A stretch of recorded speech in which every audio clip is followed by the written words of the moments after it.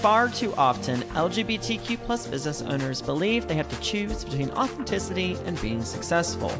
Through these real-life stories, LGBTQ plus listeners aspiring for success can gain valuable insights to navigate their path to being both queer and successful.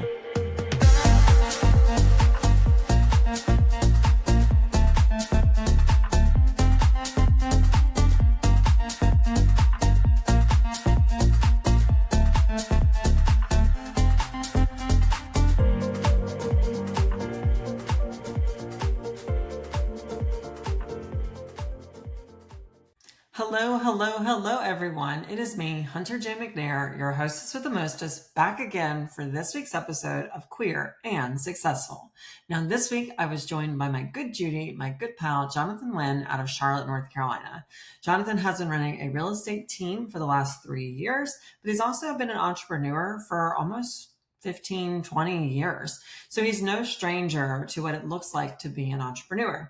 Now, this week, Jonathan and I talk about networking and how you can take networking, make it more purposeful, make it more meaningful in a situation where a lot of people feel like networking is kind of cold and stale. Me and him both discuss the ways that we've taken a little bit more of an approach of leading with the heart.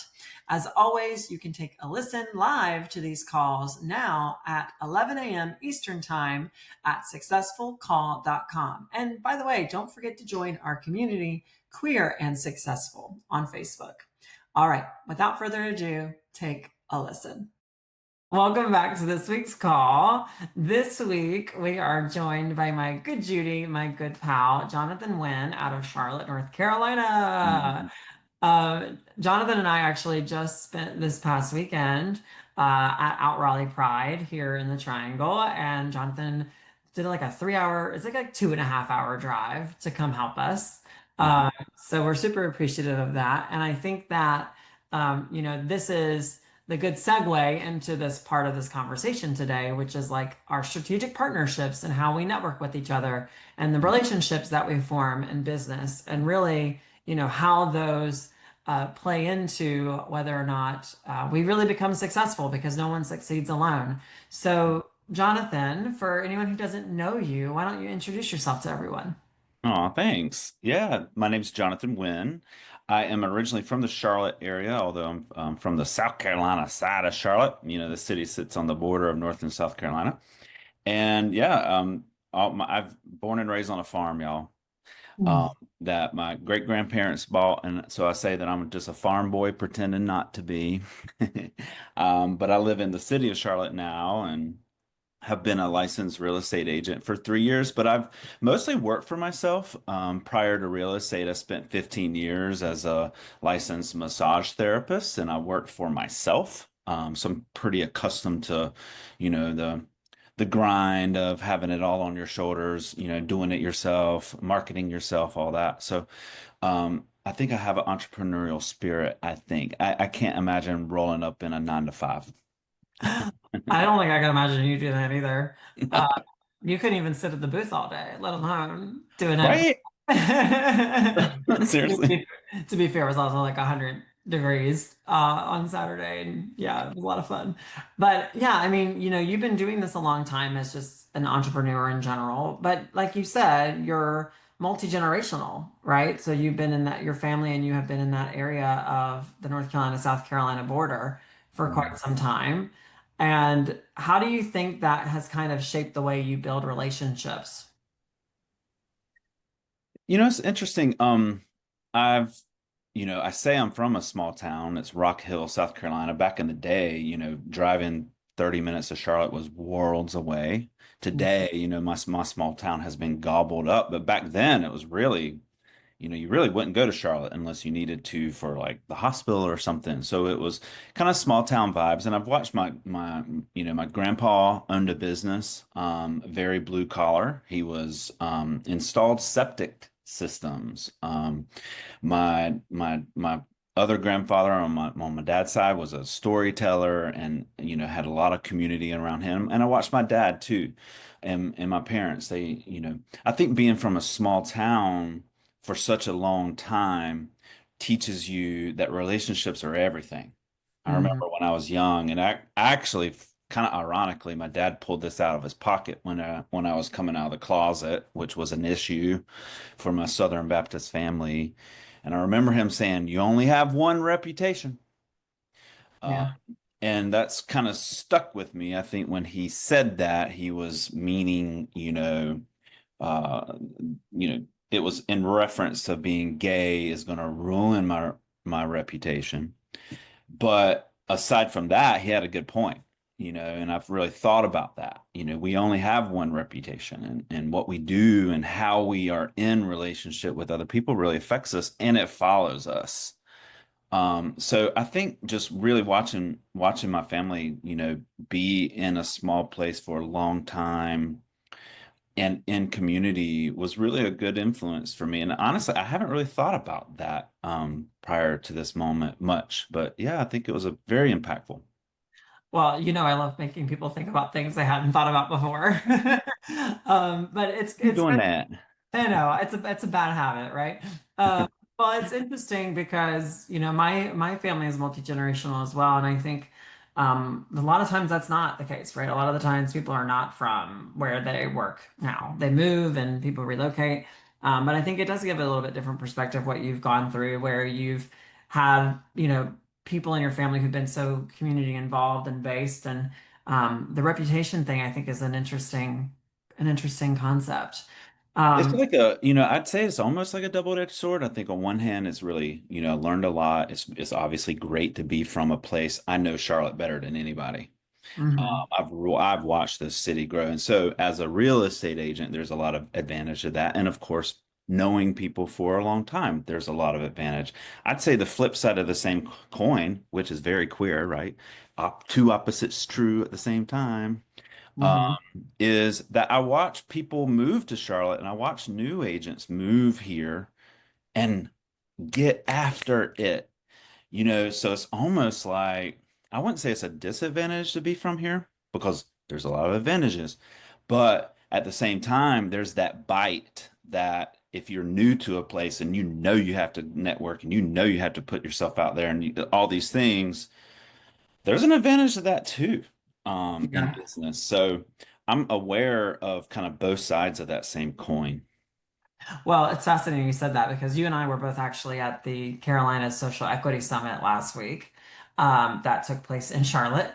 And I was networking with someone, and I don't remember who it was, but they were telling me that they never hire anyone who like has another source of income or like has, a means essentially to not have to dive in full force into being an entrepreneur because that hunger kind of can go away, or that kind of push to like, feed yourself and do what it takes. And so what I'm hearing is you're saying that there's a little bit of like, well, I'm comfortable because I'm from here, right? I Um, have to be aware of that because I think right, it could potentially be easy to be complacent, right? right. And not have to reach out as much and whatever. So it's just something I've observed in other people who are new to an area, Mhm. and what it takes to get yourself out there. And honestly, I'm kind of inspired by people who do that. So I try to be aware of that to never lose that edge. Yeah. Well, here's another thing we learned during that summit, which is people don't remember what you do, they remember how you make them feel. Right. And so at the end of the day, like your reputation is how you make people feel.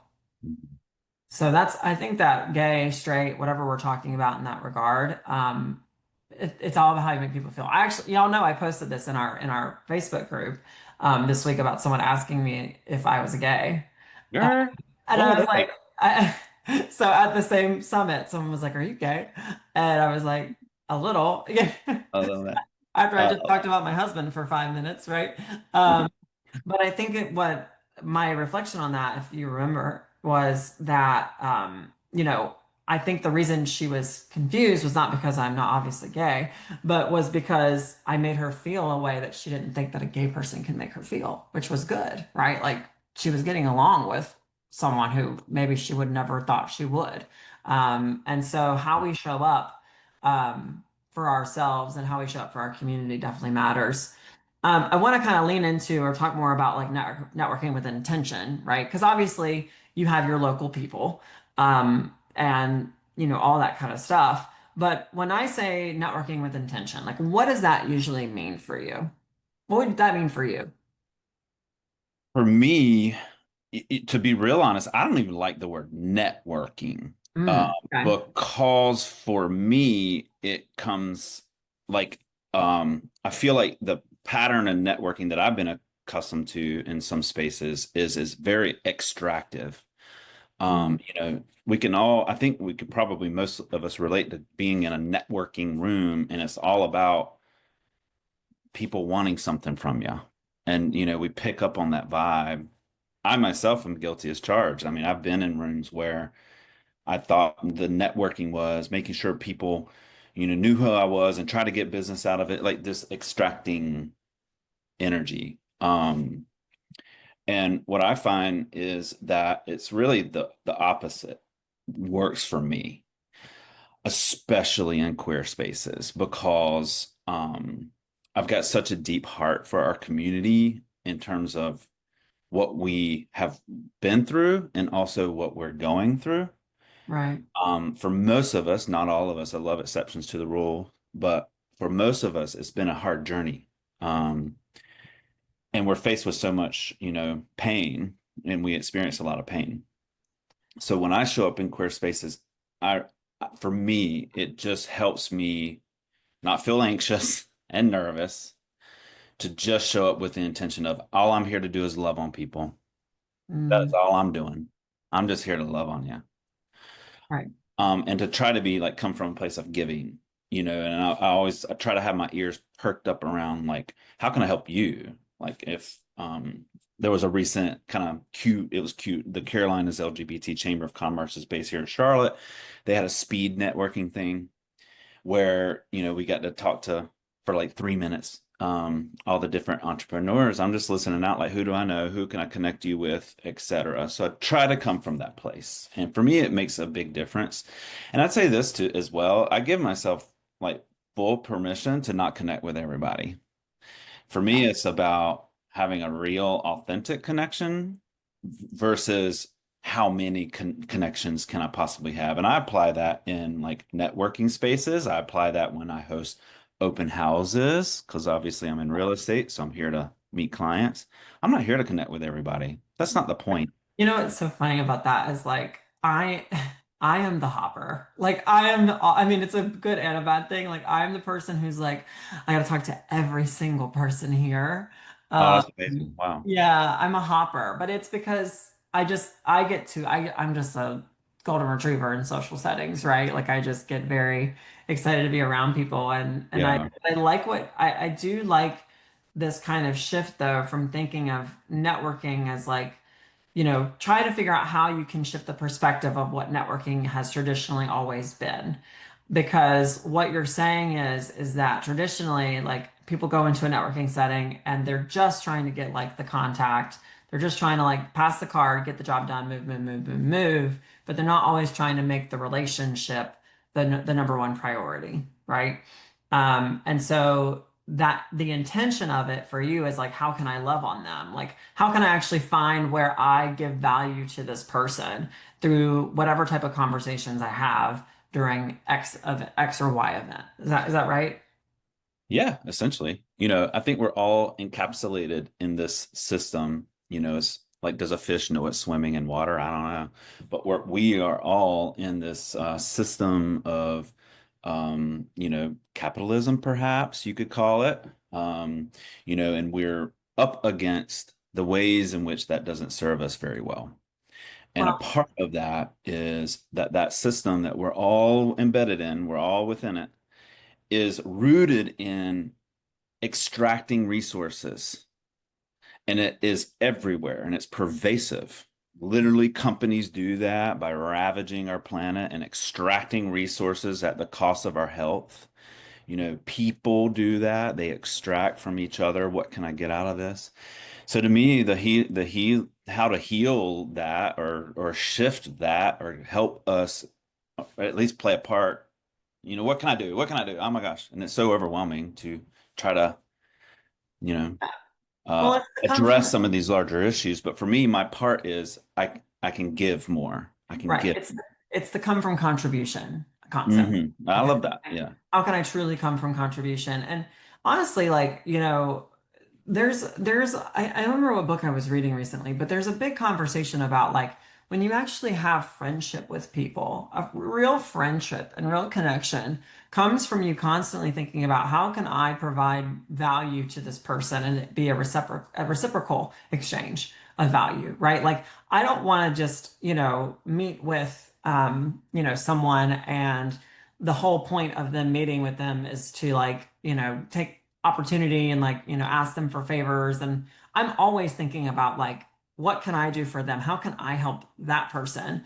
And the rest will take care of its kind of self, right? Um, but we do have to be careful about people asking too much of us, and we have to make sure we're mindful of Boundaries. those types of boundaries as well, right? What do you think's been like the most, impactful community building that you've done?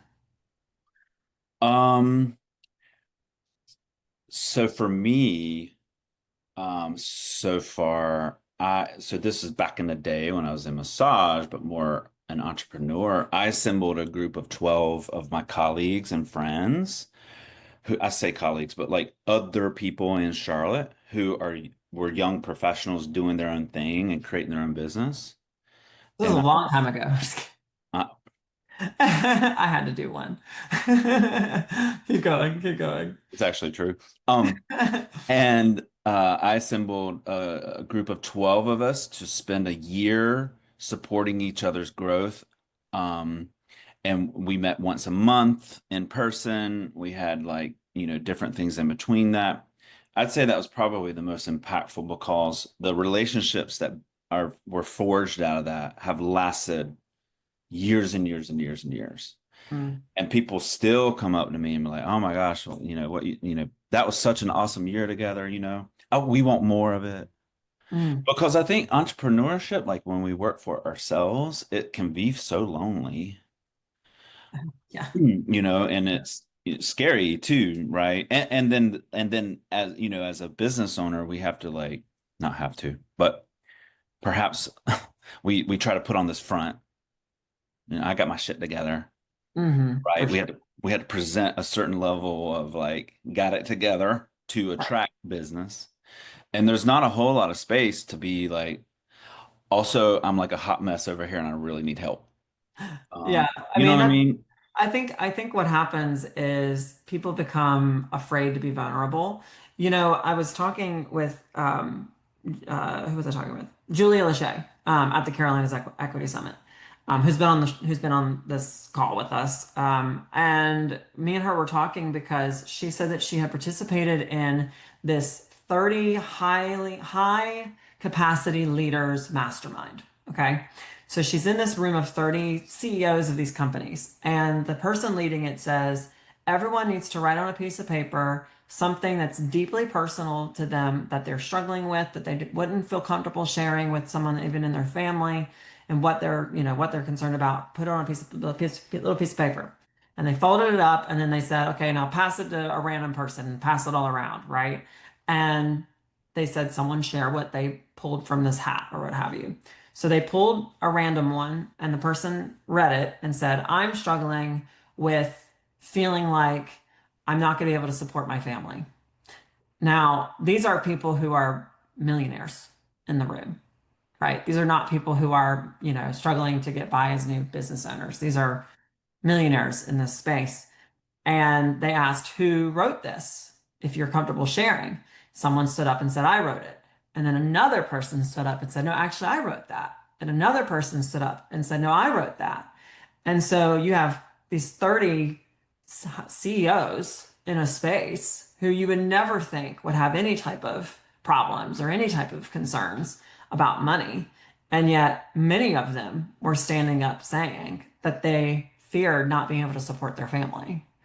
And so it's one of those things where, it doesn't matter where you are in your journey. You will always need to have a support system and people around you who want to see you succeed because leadership loneliness is a real thing. Mhm. And our network and having a network in a community matters for many reasons because needing that never goes away. Mhm. You're never going to be able to like get to a point where you're going to succeed alone. Uh, Mhm. period, right? And so what I find fascinating about the time that you spent years ago doing that little group is why didn't you keep doing it? It's a great question. One, I moved away from Charlotte, so I think physically, I moved away from my network here.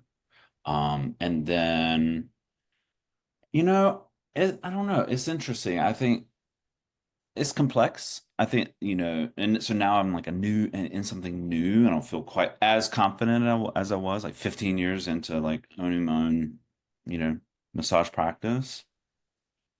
I don't know. That's a good question, and maybe it's just something I'd do again. Yeah, I don't have a good answer for that. I listen, I'm good about making people think about recent like things they haven't thought about in a while, right? I think, you know, they say that you're the summary of the five people you surround yourself with, right? But you also need to identify those five people that are going to take you to where you're going in life. And you should Mhm. always be reevaluating who are the five people who are supporting you.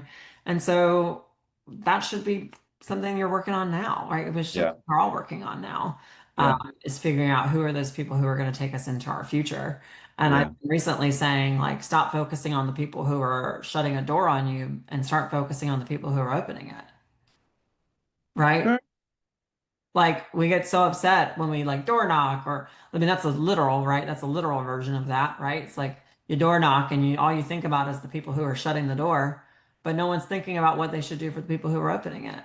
And I think we need to take that kind of energy into our worlds now and Yeah. and start focusing on like you have and focusing on the people who want to be in relationship with you, Hmm. right? And real estate is, or for us, right? Real estate is a relationship business, like any type of entrepreneurial business. How do you go about like finding good collaborators, right? People, whether it's like coaches, fellow agents, other entrepreneurs, and bring them into your circle? Um, for me, it's got to feel restorative, like a Mm. figure eight. Mm. I've said a lot about coming from a place of giving, but girl, I'm not a martyr. I do have my spaces where I do give with absolutely zero expectation of anything in return. And that's where I give to communities that haven't been as fortunate of what I was born into. Mhm. Um, and so that is purely just giving. And when I'm in a business space, and I do come from contribution and giving and loving, volunteering at your booth, for example, this past Pride. I mean, there is that recognition that like it behooves me to be in good relationship with you, for example, or other people. And I would hope that by doing so, by showing up and giving and volunteering my time, that in turn, at some point, there's something that I get, which Right, look at me now. right. This is an example of I didn't expect to get on this call, this opportunity, but wow, what a wonderful opportunity for me. Well, Yeah, that feels really good. That feels like I get something back, right? And so there's that figure eighting where like giving and then receiving. So for me, that's the mark is that it's not one way. I'm not exhausting my resources giving to someone who doesn't feed back in some way. And the feedback doesn't have to be a referral. It could be checking in on me, you know? yeah, So yeah. it can look like that. And then, frankly, for me, I started at the top when I joined in real estate. I think so thankful for our Rainbow Network. Hmm. For me, I'd rather connect with other queer people than some random straight dude out in Oklahoma. I mean, I'm just being real. Like, Well, we're easier to talk to. Yeah, hello. yeah, Easier to talk to, always a friendly call. yeah. And so when I joined KW and aligned with the Rainbow Network, I just know I took note of who's in leadership, and you better believe they're going to know my name and where I serve. So I strategically reached out Yeah, to, I was strategy. yes, So rude. I'm not going to say where you were on the top 10 list. Well, I mean, I was the title of the list. I'm just Oh, kidding. of course. No, you probably were, actually. No, I'm kidding. Um, I'm kidding. but so there But was a strategy there, right? Who's leading the calls, yeah. who's speaking on them, who in our membership is stepping forward and contributing, and like I took note of those people. Well, I want to ask too, like, where do you, because I think this is where people might fall into a pitfall of like, let me just give, give, give, give, give. And you're hearing us say give, give, give, give, give. But where's Hmm. the line? Like, where do we like start to say no, or where do we set more boundaries? Like, what's our advice there? Like, when do we say, okay, maybe this is not a relationship that I want to be a part of? I mean, for me, other people answer it pretty quickly when I reach out and they don't respond. Okay. I mean, I ain't gonna sometimes, waste my time. I right. might reach out a couple one more time, honey child, or if I see you in person, I might go up to you. But when you let me know if that's an open or closed door, I listen, and I don't worry about connecting with everyone. I think that's that piece where I give myself permission to connect with the ones that I do, and I just kind of let go. I mean, I would like to connect with more people, but I don't worry myself about having to connect more. And so, and then, the give doesn't necessarily have to be give money or give so much time. It's really an intention, like if I'm checking in on somebody, I'm not coming from a place of what can I get out of this? That's extractive, right? Yeah. It's more of a vibe or of a mindset. I'm just in my mind, I try to remember to check on them. How are they doing? The more giving thing. Give me an example of someone that you've decided to not be in relationship with. Girl, don't get me in trouble. On, it's Monday. Let's spill the tea. Girl, don't get me in trouble. It's Pride Month. You don't have to say names. Just give me an example of like a time when you felt that you were giving too much and that, it would be your energy would be best served towards a different direction. Oh, child. Um, I mean, I would say, kind of a low-hanging fruit for some reason. Like, so in real estate, for those not in real estate, a big part of our opportunity to generate business is referrals. So Mhm. kind of a big behind the scenes way of making money. Most of my business is referrals because I pour into relationships with other agents and people know my name and I get referrals and I'm able to send referrals. Um, I was tagged in a post. There was an agent seeking someone in my community. And I was the only one tagged by multiple people. And I reached out to this agent, hey, I'm tagged in the post, whatever. And no response. Mm. So, honey child, I sent another one the next day. Hey, just Uh-huh. following up. Okay. I was tagged in, tagged here. Here's an opportunity. I just want you to let you know I'm available. Would love to earn this business. Nothing. Hmm. I hear, and now I'm starting to get pissed You're like, even retelling it, I'm getting pissed. and annoyed, maybe annoyed. Anyway, I follow up again. Hi. Like Yeah. I ain't gonna let it go. For some reason, I did not want to let it go. And this person responded, and they're this is in the Rainbow Network. Okay, so like Okay, you know, to all that tape, but keep going. I'm just saying, and there's thousands Here of them. now, yeah. I'm just saying that for me, I'm gonna give business to my queer family. Number one. That's just how I approach my business. If I got a referral, it's going to go to my queer fam, number one, period. I believe in keeping the money circulating in our These family. are the relationships we've worked with and worked on, and people we want to be in a relationship with.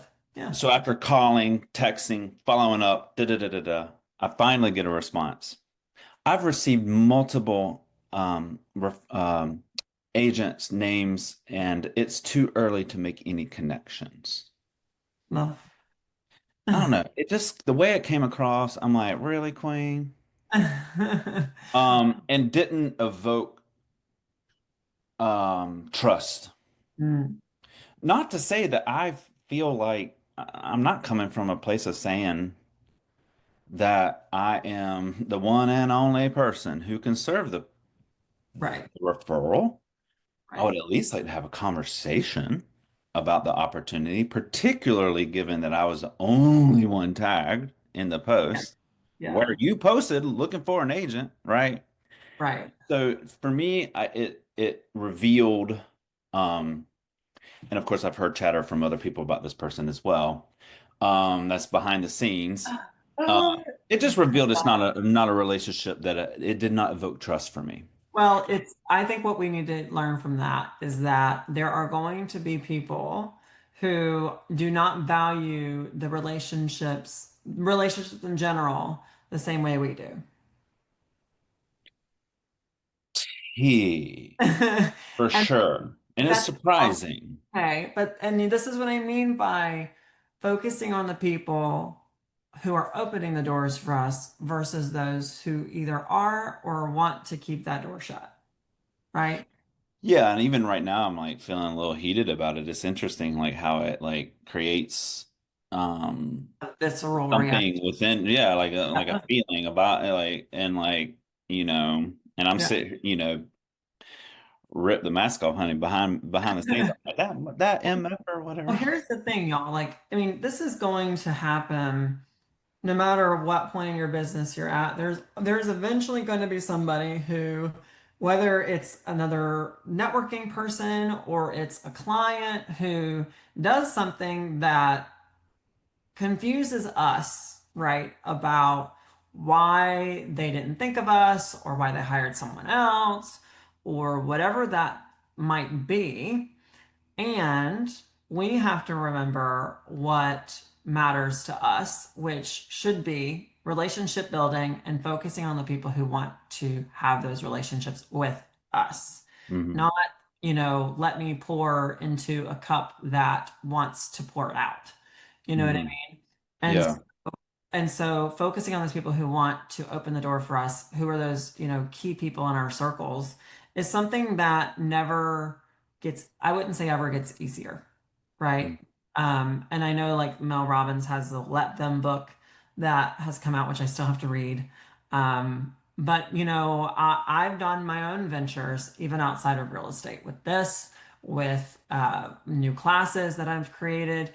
And I think that the more you do, the more business you have, the more you grow, the more you expand, the more you will learn that sometimes you have to just let people do that and not let it hold you back, not let it give you that visceral reaction that it can definitely have because it hurts our hearts when we put so much energy into things. And you've given so much to that community that there kind of is an expectation, right? We put a lot of our energy into things. And so, you're like, well, why didn't you see that effort?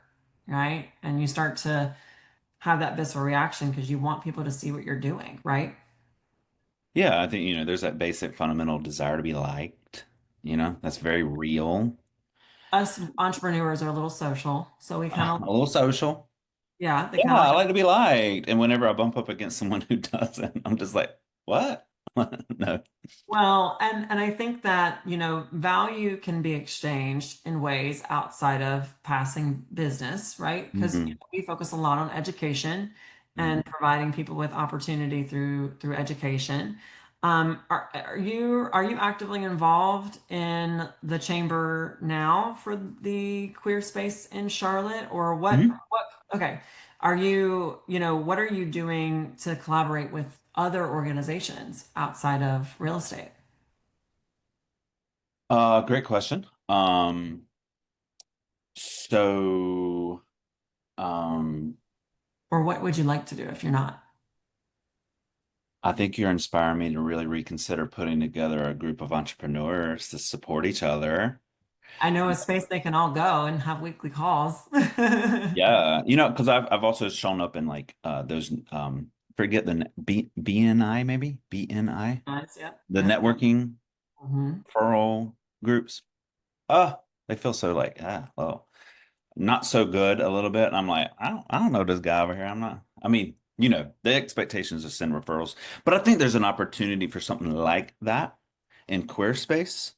Maybe it's a group of us entrepreneurs where we commit to, supporting each other's business for a year and to send referrals to each other, to circulate, business in the family. So I think for me, that's an opportunity that I'd like to do more of.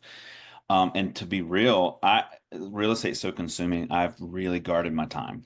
In terms of, when you ask what organizations am I collaborating with, not many. Yeah.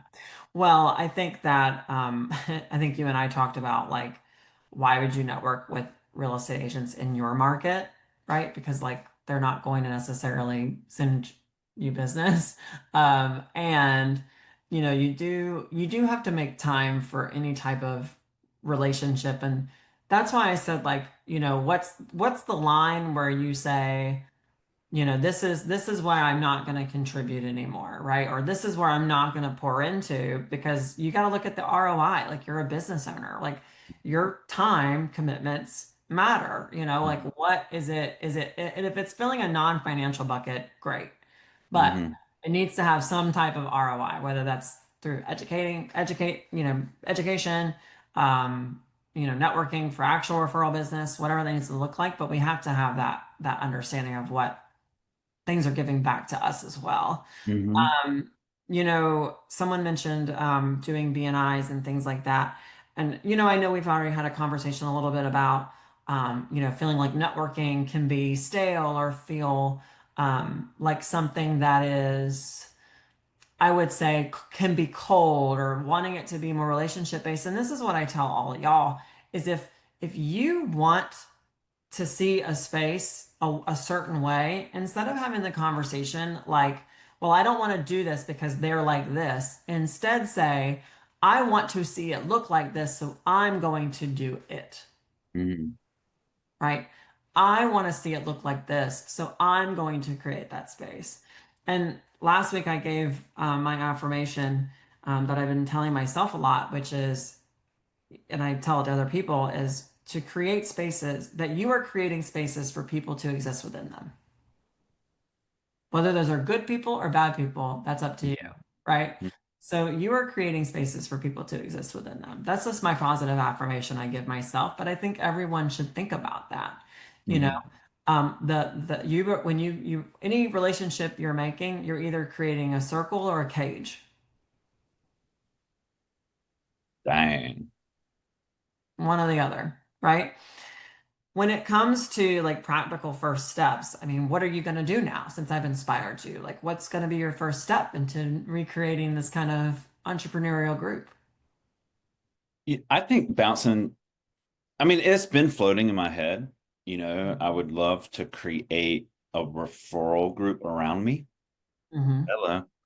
Um, and one that's authentic, genuine, um, with a queer vibe so that there's a understanding, a baseline, you know. So there's a couple of folks that I've envisioned in my mind's eye that I would be like the first people I'd love to ask to join something like that. I want to brainstorm with them a little bit, run it by them. Hey, what do you think of this? What would you respond to? Well, we talked about this at my house because you stayed with me because you were volunteering. I know Uh, where you're at right you now. know where you know exactly where I am. Yeah. But you and I talked about this because I told you that the culture comes from the top down. Hmm. So whatever space you're creating, just remember that if you're leading it, then the culture of that space is all determined by how you set the example, right? How you set the example of how culture should be run. And I tell people like, people who are queer entrepreneurs, like bring them into queer and successful. Like that's what this group is meant to be, right? Or just invite them. Like, these weekly calls are meant to be an item of value for you to gift to people in your community who may want to listen into these types of conversations or who may not, but it's still an opportunity for you to connect with someone, right? Um, Referral business. How your referral business has been fantastic though, I know with the Keller Williams Rainbow Network. I mean, I've seen your business, so at least it's Hmm. I think you're like, yeah, yes, it has. Um, you Yeah. know, how are you nurturing the people? How do you continue if someone says, okay, I've got the people that are my world and I've done a great job creating relationships. What would you tell someone is like the best way to continue nurturing those relationships? What should they be doing? I feel like I've been great at it, and I feel like I've been not great at it. I've been both. I kind of feel like I'm coming out of a period of not being great at it. I think the fact that you're thinking about that you've not been great at it probably puts you ahead of most people, though. Thanks. But give yourself some grace on that because I think perfectionism can set in. And I think that you're probably doing a much better job than you realize Mhm. just because the fact that you're even having that conversation with yourself, Yeah. you know? Thank you. To me, I need like reminders. So I want to be better. I have implemented a system called a tickle system. My Tickle? partner Manuel helped. Yeah, so I tickle people every once in a while. Okay. And that's been really great for clients. I'd like to put my referral partners on that because, it's not as if I don't love someone if I haven't reached out in a while. It's just like, girl, we're busy. Oh my God. And there's feeling like treading water is a constant in business. So I need a nudge. I need a reminder to follow up with people. And then the other thing too is I literally just call people when I think about them. And I use that as like, for me, I feel like it's connected from a higher place. Like if someone pops in my mind, boom, right there and right then and there, I'll just, hey, thinking about you. Or I'll give them a quick call or something like that. But that's not consistent in terms of keeping track of everybody. I haven't mastered that piece yet. That's an opportunity for me to kind of get um, better at it. Yeah, well, you get to get better at it, right? And the good news is that you're at a spot where you're thinking about it. And again, that's more than most people are. I do Um, choose to show up, anytime that, in particular, the Rainbow Network, for example, every time we gather, I won't miss it. mhm. Period. I mean, And I it's think just what I've committed to. yeah, I mean, we do have to ask ourselves, where are we showing up or where are we not showing up? And Mhm. this again, this goes back to like what am I putting my energy into and what's it giving back and vice versa.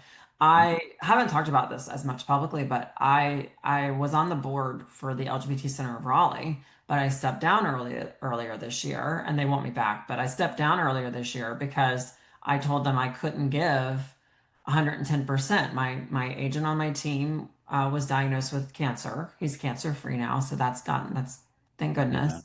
Um, my grandfather passed away um, in a really tragic way, in all at the same time. And so I told them, I said, I'm not a type of person who doesn't pour 120% into something, and I can't do that, and I need to step away from it.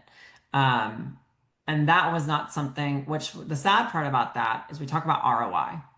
That was something that for me wasn't, the ROI wasn't in numbers, the ROI was in heart, right? Mm, And so, sometimes we have to balance out. Life happens. You have to balance things out. You have to say no to certain things, reevaluate the relationships you're in. But as long as you've made people feel a certain way, no door will ever be closed, right? As long as you've remembered to be kind and yeah. to pour into people, no matter what you need, I'm giving you permission to take the time for yourself as you need to, and the relationships will still be there. Mm, Doesn't matter, right? I yeah. need the time, they're accepting of that, and the door's open. So it's Mhm. all about how you make people feel. And I know that you do a really good job about making people feel great. So, and you are a Oh, massage thanks. therapist, so you know how to do that too. Right. You physically know how to make people feel great. Yeah, one of my first mentors in massage taught me that you're always massaging people You are. You from always. the moment they call you. You're Hmm. massaging them, right? And that's a skill set that I've been able to, tie in directly into real estate. I know how to make people feel comfortable fast. Right. Well, our If team I- was just talking about this. It's like it's not about how making people feel the way you want to feel. It's about making people feel the way they want to feel. right. Right. Yeah. Um, I had to sharpen that tool, being a massage therapist. If you imagine, especially like a female, a woman coming, to my studio and they're going to, you know, remove their clothing Right. Yeah. right? Literally like the most Now they're vulnerable going to thing be they could draped professionally, of course, do. Right. but they're getting on my table. And Mm, how do I help them feel safe, um, and protected, looked after, all the things mm, right away, right? And so for me, I'm really grateful for my career in massage because there's so many skills like that that I apply to real estate. When I walk into a door in a listing appointment, how do I earn trust right away? mm. I love that. I love that. And I think that's actually a really good way to just kind of wrap up this as we move into Q&A because really we should be thinking about how we make people feel and are we actually making them feel comfortable? Are we making them feel like they can trust us? And are they the type of people that you know, we deserve to have around us and vice versa. So thank you, Jonathan. This has been a Thank you. fun conversation. Yeah, it's been great. Thanks for listening today, friends. If you enjoyed this call, do not forget to join Queer and Successful, the community on Facebook, as well as register to participate in these calls live every Monday at 4 p.m. Eastern at successfulcall.com. See you next time. Bye.